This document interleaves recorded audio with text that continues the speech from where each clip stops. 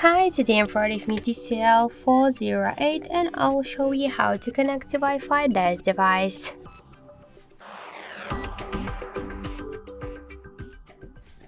So first open the settings application, then tap to the Wi-Fi. To activate Wi-Fi, you should click on the switcher to turn it on or to turn it off by this way.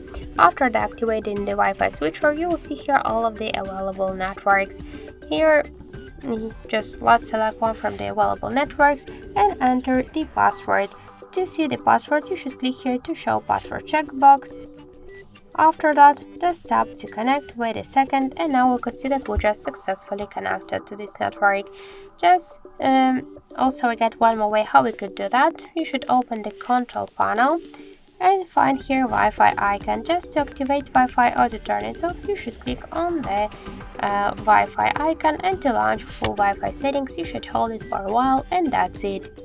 So thank you guys for watching, and if you find this video helpful, leave thumbs up and subscribe our channel.